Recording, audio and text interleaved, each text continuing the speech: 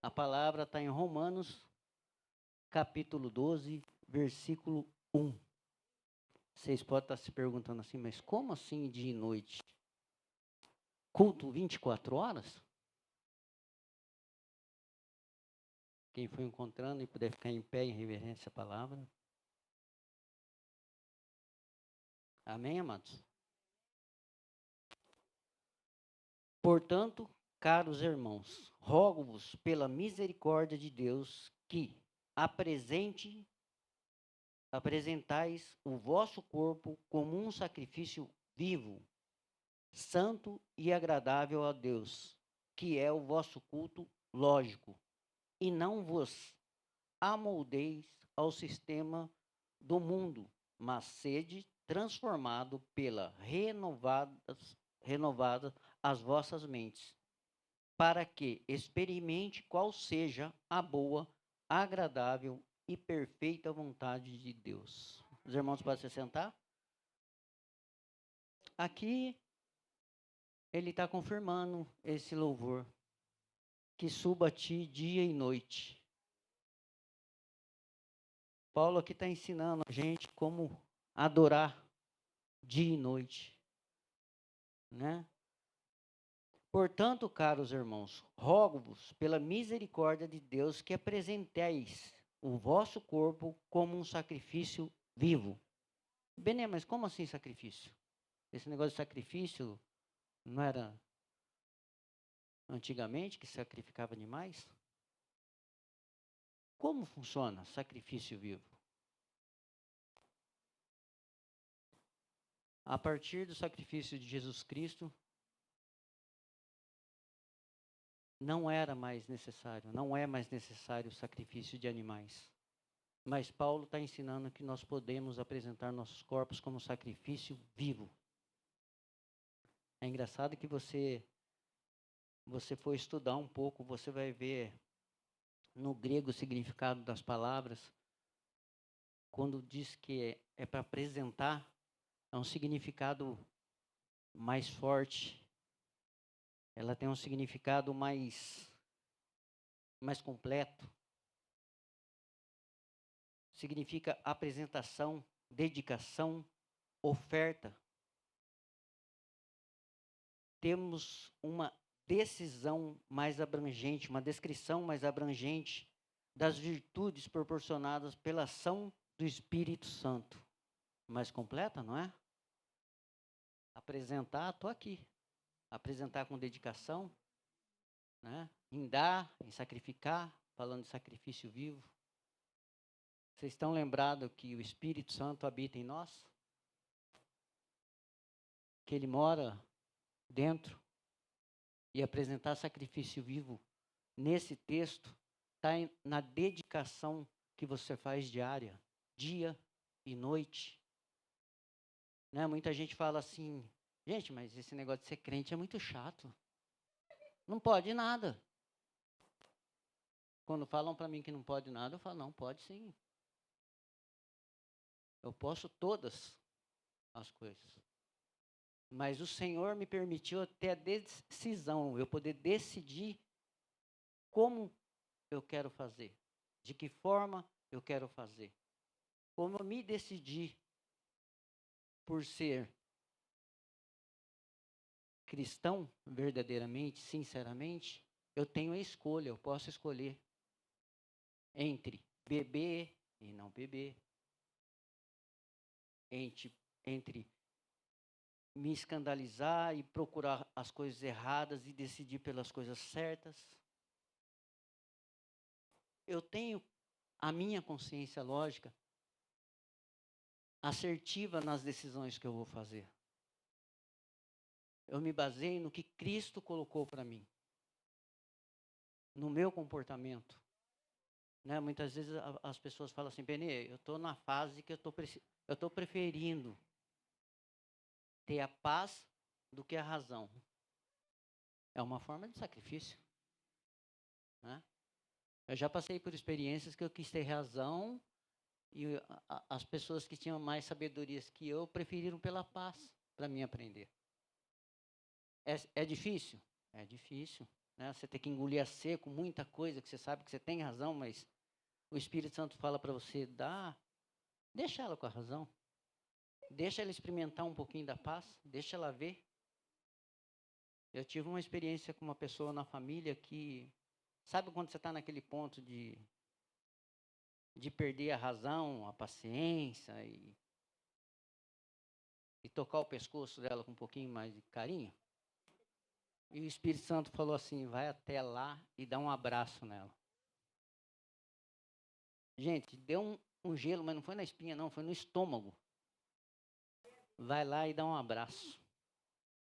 Pensa numa pessoa perdida, foi essa que recebeu um abraço, que ela não sabia o que fazer, irmãos. Que ela sabia... Eu quase consegui ler a mente dela, ela pensando, o que esse cara está arrumando? Ela ficou até meia dura.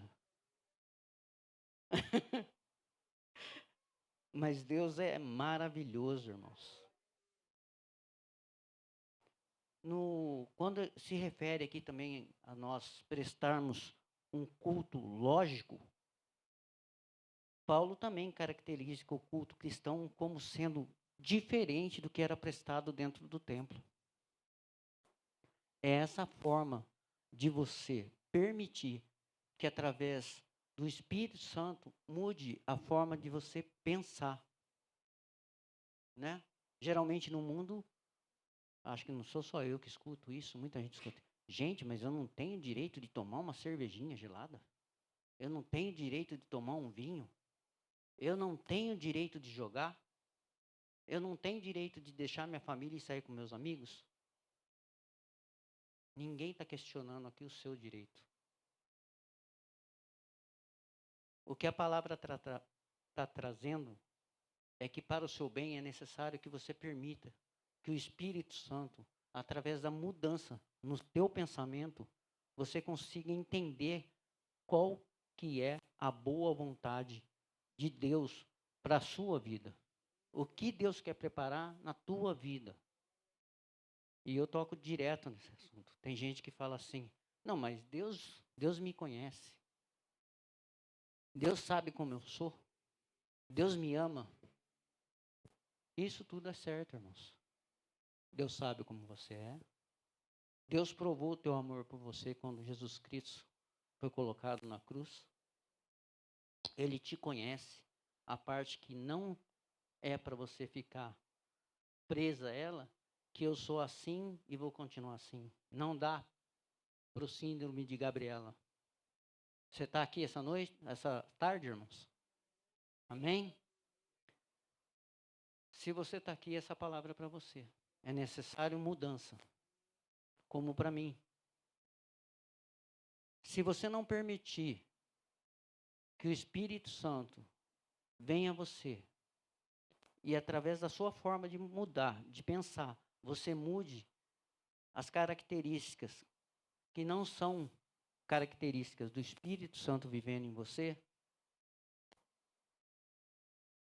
como você vai se tornar filho de Deus? Como você vai se transformar em filhos de Deus? Todos precisamos de mudança. Difícil falar amém, né? Qual que é a mudança que você necessita? Vou fazer a pergunta diferente. O que você precisa que Deus mude na sua vida? Ah, Benê, eu não tenho paciência. Não é nem pavio curto, eu não tenho nem pavio. Não é, pastora? Benê, sabe aquela história da caixinha, do parafuso? É mais ou menos isso daí. Eu vou bem até um certo ponto, mas depois que pisam no meu calo, eu mesmo não me aguento. Benê, você está falando isso porque você não conhece minha esposa, você só vê ela rindo. Benê, se você conhecesse o meu esposo, o que ele me fala, como ele me trata. Mas nesse texto, Paulo está direcionando a palavra mais diretamente, num aspecto individual entre você e Deus. A pergunta é o que você quer que Deus mude em você. Porque a gente está sempre querendo que Deus mude a outra pessoa. Porque, na verdade, a gente nunca está errado, né? É outra pessoa que está errada.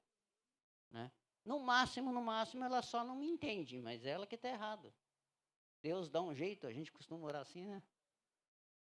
Tem gente que chega ao extremo, Senhor, não tem jeito, prepara e leva. Na verdade, faz parte do culto, lógico, você pedir a Deus que Ele mostre para você o que Ele quer que você mude. Ou o que é melhor para você mudar para se aproximar mais de Deus. Ah, Benê, eu precisava de paciência. Ah, Benê. Lembra que pedir paciência, Deus vai dar ação para que você possa ter paciência. Então, é uma coisa, né? Benê, eu ficaria tranquilo se Deus me abençoasse dessa forma. Eu tenho uma pergunta minha agora para você. Será que Deus precisa de você tranquilo?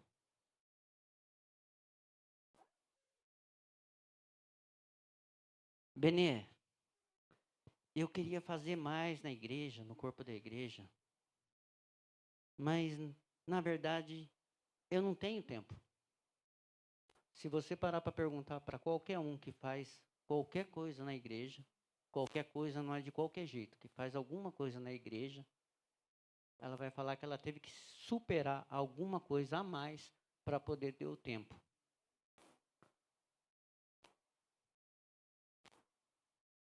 Tem passagem na Bíblia que diz que ele nunca dará nada a Deus que não custe nada.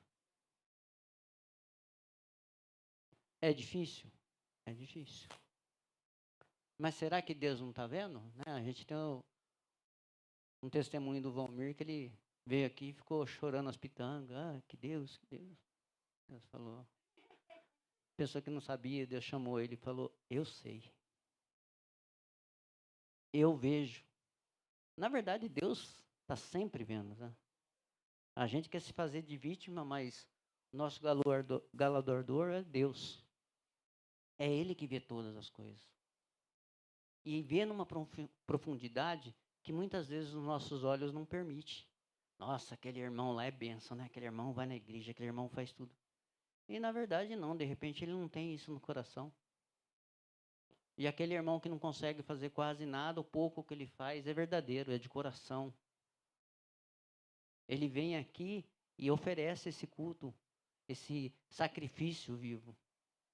É aquela história da moeda, né? Um deu muita coisa e achou que estava arrasando. E a viúva deu as moedinhas e Deus falou que ela deu muito mais do que ele, que ela deu o que custava. E a gente fica preocupado em querer constatar as coisas, né? Em querer que os homens apreciem o que a gente está fazendo. Irmão, não fica preocupado com nada. Deus está vendo tudo o que você está fazendo. Deus está recebendo tudo o que você faz.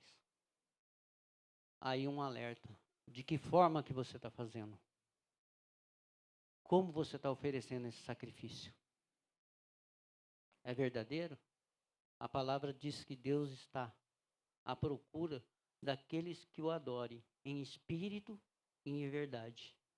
Que é essa forma lógica de prestar culto ao Senhor. Você o adora em espírito e em verdade? Mesmo que a figueira não floresça, que não haja alimento nos campos? Nós temos testemunhos aqui que alguns irmãos já passaram por isso. Sabe aquela hora que você vai na carteira e ela chega a fazer eco? Você já viu? Já? Você abre o barulho de velcro, ele fica quase uma semana fazendo aquele barulho, tão vazia que está. Você puxa o saldo na conta, né?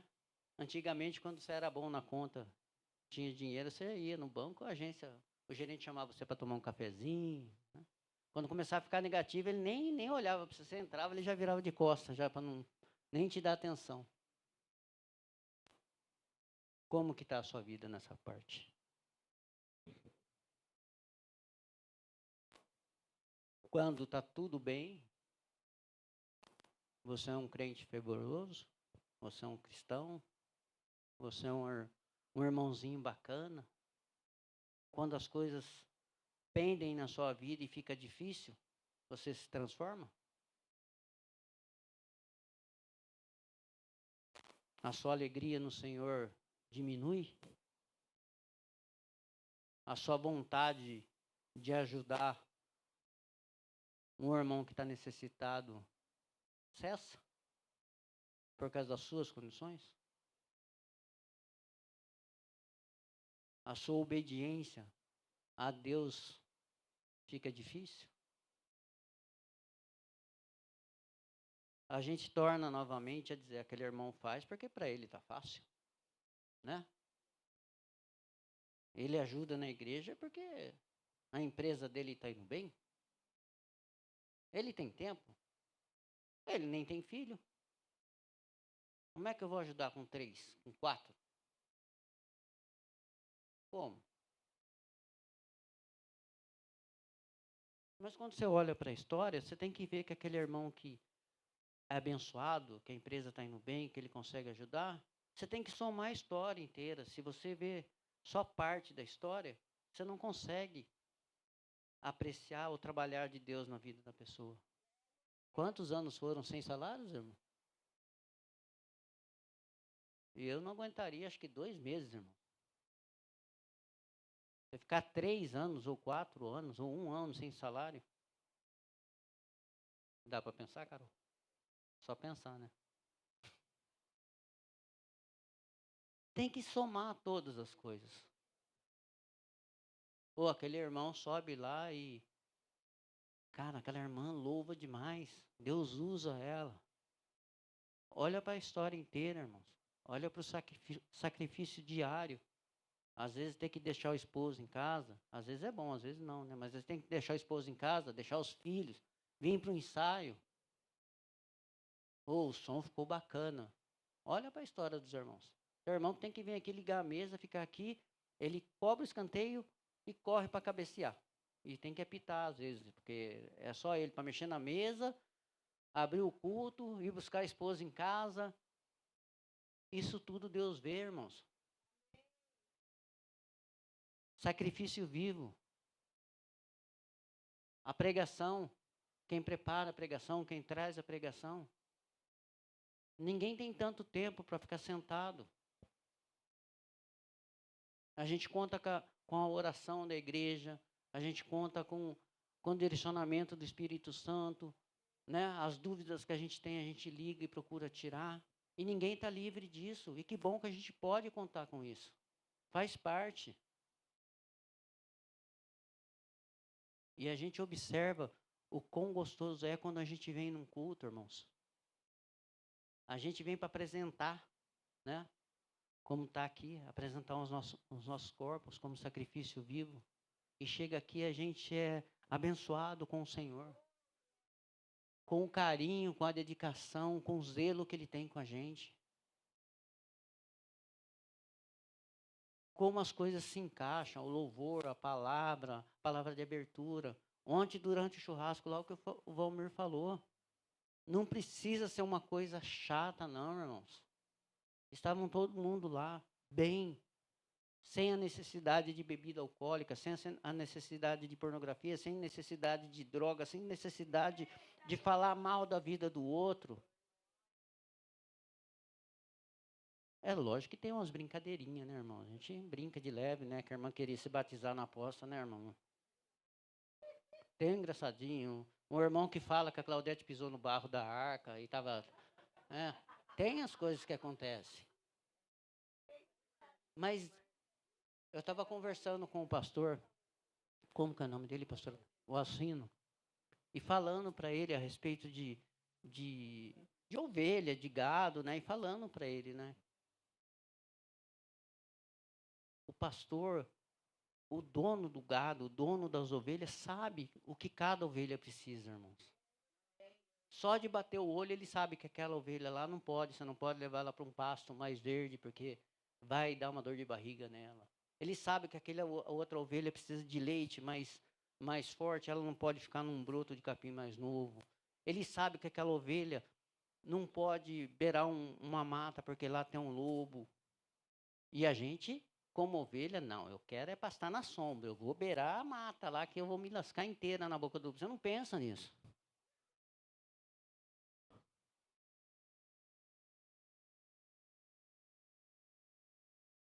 Deus já deixa declarado, né? Aonde que ele está.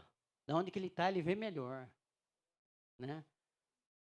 Uma que não tem lugar, né? Local fixo para Deus, né? Deus é onipotente, ele não precisa do tempo ali, daquele lugar ali, né? Ele não tem essa visão limitada que a gente tem. Na palavra ele diz: eu sei bem os planos que eu tenho ao teu respeito. E a gente quer insistir, mas eu também tenho meus planos. Mas Deus fala: os meus planos são melhores que os seus. Né? Louvado seja o nome do Senhor. Quantos aqui já passaram por experiência que queria coisa de um jeito e dá até nome, né? Às vezes fala, né? Eu quero um fusquinha com porta amarrada, com corda. Ou eu não quero um HP20 com câmbio automático.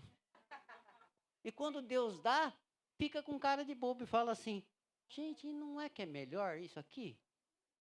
Deus está falando para alguém, falando assim: eu vou dar alguma coisa para você. É uma coisa melhor. É uma coisa nova. E você fica assim, mas será? Gente, é Deus que está falando. Você vai pôr será onde? Tem aquele louvor que a gente fala, que fala aqui, né? Quem sou eu para falar, para não dizer, para não dar testemunho de quem é Deus? Quem é a gente?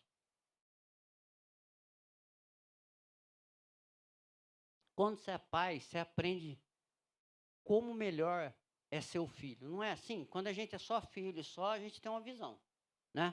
Meu pai não me escuta. Ele quer saber tudo. Deixa eu dar minhas cabeçadas. Aí você tem um filho, né, Gui? Você tem um filho, você quer explicar para ele até o jeito que ele vai pisar no chão. Começa a mudar a forma. Quando você está aprendendo, você pensa de um jeito. Quando você começa a ensinar, você aprende de outro jeito.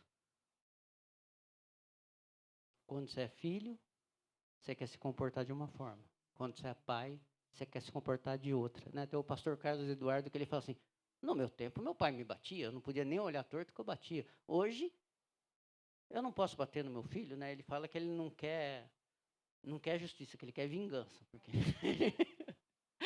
ele quer. E a gente não faz dessa forma, irmãos. Benê, mas por que dessa forma? Por que a palavra está vindo para a gente dessa forma? Irmãos, porque se a gente não se apresentar dessa forma para o Senhor, se você não procurar se apresentar dessa forma para o Senhor, o mundo vai transformar vocês. A palavra fala que é para a gente não se moldar ou não se acostumar com as coisas do mundo. Primeiro, porque nós estamos aqui, mas nós não somos daqui. E a nossa passagem aqui é para dar testemunha de Jesus Cristo. Então, se você se amoldar, se você permitir para você, para sua família, para os seus, que o que acontece hoje em dia é normal, você está se moldando. Moldar aqui está dizendo, alguém já viu fabricação de tijolo, aquele tijolo de prensa? Que o cara pega aquela forminha de madeira, pega o barro e bate ali, compacta bem. Aquilo ali é se moldar. Se você se conformar com as coisas, você está apresentando o sacrifício para quem? Você está se tornando escravo de quê? E nós somos rodeados, irmãos, de coisas para te mudar.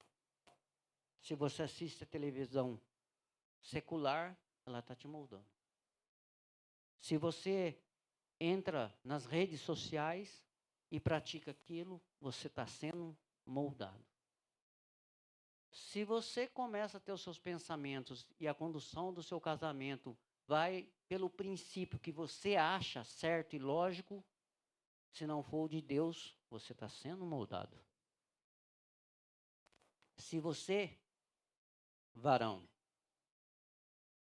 se você, que é sacerdote do lar, se molda pelas coisas do mundo, que é tudo normal, e oferece esse sacrifício, você está sendo moldado. A condução da tua casa, da tua família, da tua esposa, dos teus filhos, se você não exercer a sua posição de sacerdote do lar, isso vai ser cobrado teu. E muitas vezes você entrega isso, você oferece isso não a Deus, e fica questionando Deus. Deus, por que minha companheira é desse jeito? Por que o meu esposo é desse jeito?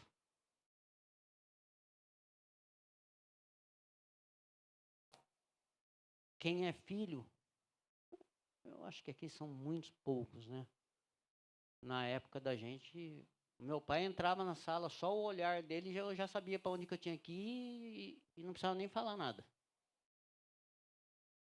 Se eu tivesse feito arte, ele nem estava sabendo, minha cara já começava a queimar já. Se entregava. Não precisava nem de muita coisa, irmão.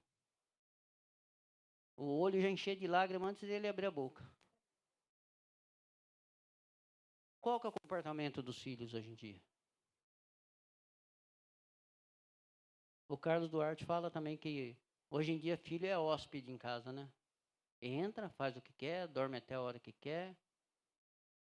Os pais têm que estar servindo, têm que estar correndo atrás. É os pais honrando os filhos de vez de ser o contrário. Como? Para vocês entenderem, só nessa parte. Como que as pessoas vão se moldar dentro do aspecto de família, que é a base da igreja, se está terminando, se o molde do mundo está terminando com isso. Eu fui na formatura da Brenda, da Bianca, tinha duas pessoas lá, uma tirando foto e a outra conversando, pessoas educadíssimas, amáveis, mas você olha para a pessoa, fica uma interrogação assim, você não sabe se é homem, se é mulher, se você chama de ele ou de ela. Como que essas pessoas vão se moldar? Fala para mim. Você já parou para perguntar que o mundo, a estratégia do mundo é acabar com isso? Isso em todo lugar. O mundo tirou o direito das crianças de os pais abençoar. Eu lembro que quando criança eu aprendia, eu pedia bênção para todo mundo. Pai, mãe, tio, tia, até para o irmão mais velho a gente tinha que demonstrar algum respeito. Hoje em dia nem papai mais. Tem gente que tem os avós vivos, não liga, não respeita. Como é que vai se moldar? Como é que vai moldar se não aprende? Tudo na cabeça deles é antigo, não funciona mais, não serve mais. Irmãos, aqui não tem antiguidade. Aqui não tem coisa que deixou de ser, que não serve mais. Se você perguntar para as pessoas mais experientes, qual que foi a melhor forma, assim, que ajudou mais eles na vida? Na minha, foi ter o meu pai e a minha mãe dando conselho. E eu aprendendo a usufruir desses conselhos. Deixei de fazer mas muita coisa errada. Que se eu não tivesse os conselhos, certamente eu teria feito. Aprendi muita coisa. Meu pai tinha uma mania de corrigir a gente que era assim. Minha mãe, a gente fazia arte, não que eu era muito arteiro. A gente fazia arte.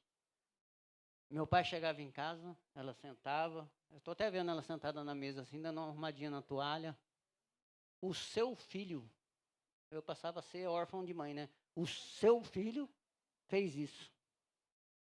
Como eu era mais novo, né? Meu pai dava um certo boizinho, assim, dava uma chance. Ele só olhava para mim, segurando o colher, falava assim, olhava para mim, Olhava para minha mãe, fazia assim. Não assusta ele, não. Estou preparando a armadilha para ele, ele vai entrar lá dentro. Eu ficava com medo o resto do mês, irmão. Você ri, Gabi? Era assim, era desse jeito. E a gente tinha temor, a gente tinha respeito pelo pai. É lógico que como toda criança, todo adolescente faz parte da natureza errar e aprender, mas respeitando pai e mãe, ouvindo, dando atenção, evita muita coisa. Quando você não tem noção de temperatura, que a mãe fala assim, não coloca a mão na panela, não, que está quente. Se você for inteligente, você não precisa lá colocar a mão. Mas se você for uma pessoa teimosa, o que vai acontecer? Você vai experimentar, querer experimentar colocar a mão, vai queimar. Você tendo o alerta da tua mãe, e mesmo assim você não acreditando, o que você faz? Você vai encostar devagarzinho na panela. Ao chegar próximo, você já vai tirar a mão, está quente mesmo. Conselho de pai e mãe, de gente mais velha, de pastor, de gente que já chegou onde você está tentando ir, ajuda. Alguém que fez um caminho, que fez uma viagem, vai saber dar conselhos para você a respeito desse caminho, a respeito dessa viagem. Né? E aos mais velhos também não custa dar ouvido às pessoas mais novas. De repente ela tem alguma experiência que você não teve. Né? Eu não estou entendendo porque o meu carro quebrou. Né? Eu não estou entendendo porque não deu certo aquele negócio. Eu queria comprar, queria tanto aquilo. Queria tanto, tanto. Você queria tanto para quê? Para nada. Alguém aqui já comprou alguma ferramenta que nunca usou? Eu comprei uma vez, eu achei bonito e comprei. Eu não sabia nem para que servia. Eu tinha acho que uns 15 anos. A única coisa que ela serviu foi para que ela serviu para mim foi para mim aprender para que ela servia, mas até hoje está na embalagem só para me ensinar que tem coisa que eu gosto, mas eu não preciso. Né? Hoje em dia tem umas propagandas que você assiste a propaganda e fala, gente, como é que eu vivi até hoje sem isso? Vou comprar amanhã. Uma que a propaganda é mentirosa, que ela não faz aquilo corretamente, não funciona. Né? Só funciona lá, você leva para casa, não dá, não tem jeito. Tem gente que já fez isso já também, né? Comprou e levou. Mas lembra, irmão, prestar culto. Nossa, esse louvor mexeu demais, né? Dia e noite. Olha que bênção do Senhor. Você pode estar prestando culto, sacrifício vivo, honrando o nome do Senhor.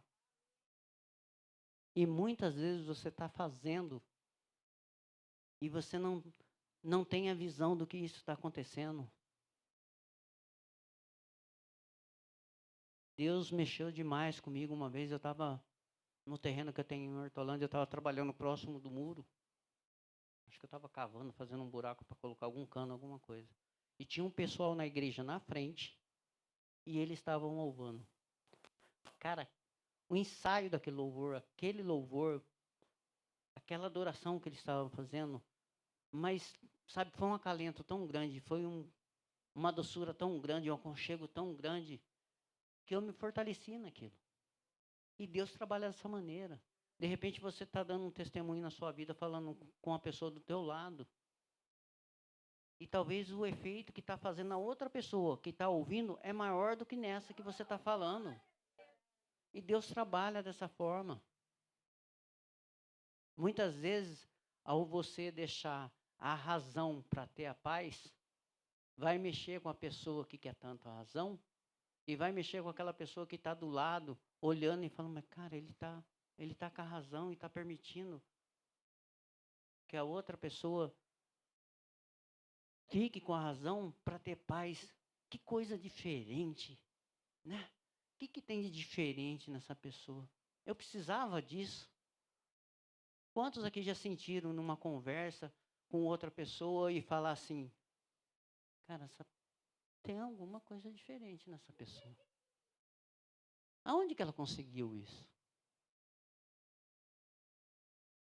Né? Só o jeito da pessoa caminhar, o jeito de se comportar, a calma. Você vê cristão mesmo, sincero, não é no desespero, são calmos, são tranquilos. Pelo menos deveriam ser dessa forma.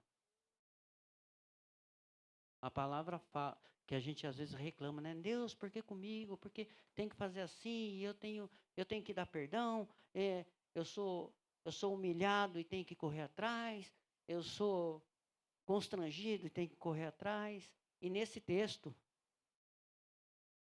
Deus fala que se você faz igual todo mundo faz, né? A palavra traz para a gente. Se você faz como todo mundo faz e você só faz o bem quando fazem o bem para você, e você só perdoa quando perdoa você, e você só ajuda com o outro te ajuda, qual a diferença que você tem dos outros? Você está glorificando quem com isso? Como o Tiago trouxe já aqui algumas vezes, se você faz, que já é difícil, irmão, já tem que ter empenho, só o que é pedido para você, você está fazendo pouco. E já é difícil fazer o que está sendo pedido. Eu gosto de dar exemplo, porque fica mais claro, né? Fica mais... Se você é pedido para você passar o pano no chão. Você passa o pano no chão. Mas ao voltar com o pano, você encontrou um papel de bala. A minha função não é pegar papel de bala, só vou passar o pano. O que tem de mais em você? Você está fazendo só o que foi pedido? Beni, mas eu não cresço, meu ministério não cresce, eu não consigo. Eu estou terminando já, irmãos. Não consigo. Por que você não consegue?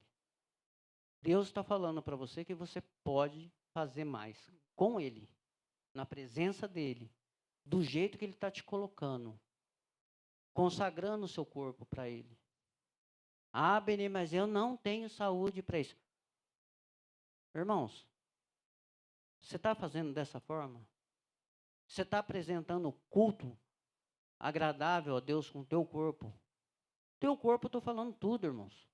Você está fazendo um exercício de vez em quando? Uma caminhada? Como que está a sua saúde? Você está se cuidando? Se a Vânia estivesse aqui, ela ia olhar torto para mim, porque uma vez sim, a outra também eu deixo tomar remédio. Então serve para mim, para vocês verem. Você está cuidando da doença que você tem? Você está se cuidando? Está tendo hora de sono suficiente?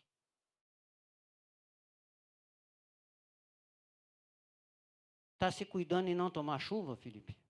Ficar com a roupa molhada? Está se alimentando direito?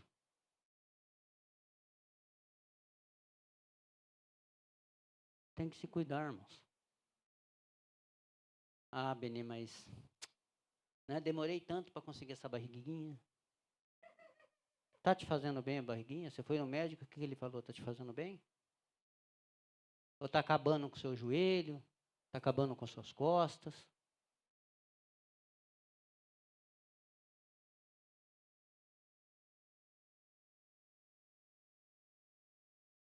O Senhor seja louvado. Irmãos, eu preparei uma história.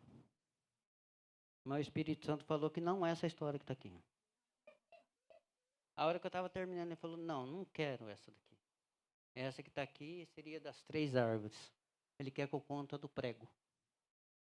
Agora eu sei porque é do prego.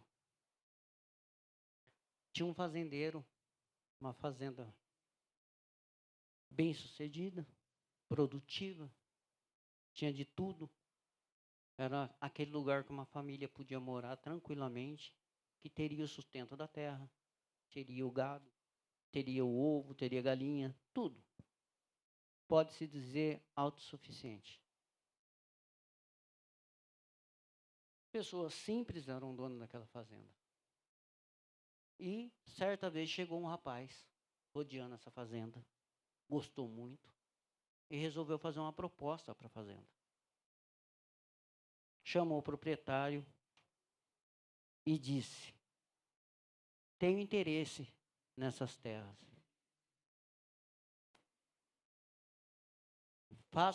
Coloque valor que eu pretendo comprá-lo. O dono parou, pensou, olhou para a família, olhou para a fazenda, pensou mais um pouco, falou, não tenho interesse em vender. E o comprador insistiu, pode colocar o preço.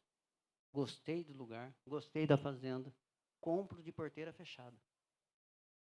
Ele pensou de novo, pensou na felicidade da família, pensou nos animais, no tempo que ele tinha na terra, como ele era abençoado ali. Colocou um ponto final. Não vou vender, não tem interesse. Não é dinheiro, é qualidade de vida, é a minha alegria, é o meu descanso. O vendedor achou estranho e resolveu fazer uma outra proposta para ele. Tudo bem, não quer me vender a terra? Estou disposto a dar um alto valor para você em cima deste prego que está aqui, dentro da tua casa. Mas como assim? O senhor quer comprar o prego? Eu tiro ele e vendo para você. Não, eu quero comprar o prego na parede, da forma que ele está. O cara não entendeu nada. Mas como foi citado um valor alto, o dono da fazenda achou que seria um bom negócio. O prego, vendeu o prego para ele. E ele deixou bem claro, estou comprando o prego na parede. É propriedade minha, o prego na parede. Tudo bem. Comprou o prego, pagou, o cara ficou contente em ter vendido, foi embora. Voltou depois de algum tempo, um animal de caça. Falou, senhor, me dá licença, eu vou pendurar esse animal aqui no prego. Não, tudo bem, o prego pendurou, virou e foi embora. Passado 2 dias, 3 dias, ele voltou, o cara falou, cara, essa caça sua está cheirando, começando a cheirar, você vai perder a caça. Falou, não, não tem problema, não tem interesse nenhum na caça. Só vim ver se está no meu prego. Foi embora. Com 3, 4 dias, aquilo começou a feder. Apodreceu. E começou a incomodar o dono da fazenda. Você imagine que um animal pequeno cheira mal. O animal pendurado ali era uma caça grande. Começou a feder, ninguém conseguia ficar na sala. Foram passando os dias, apodreceu, deu bicho, começou a feder, ninguém conseguia ficar nos cômodos próximos. Foi chegando de tal maneira que depois de algum tempo esse homem voltou, estava a família inteira dormindo para o lado de fora. Ninguém conseguia ficar na casa. O cara falou, não, não tem jeito, você me arrependo, eu pago você do valor que você pagou no prego aqui, eu quero que você tire. Ele falou, não vou tirar. Você vendeu o direito do prego, aqui é meu. Não vou tirar e não permito que você tire. Se você tirar, você está desonrando o que você fez comigo. Aí é de outra maneira. Moral da história. O dono da fazenda, o proprietário, somos nós. A riqueza da fazenda e os benefícios somos nossos, pago pelo preço na cruz. É um direito que temos e devemos usar. Se você permitir ou vender o prego, é ser moldado pelas coisas do mundo. Vão pendurar carniça ali e vão tirar o seu foco de sobreviver do que Deus preparou para você. Amém? Louvado e engrandecido seja o nome do nosso Senhor Jesus Cristo. Mais uma vez agradecer a oportunidade.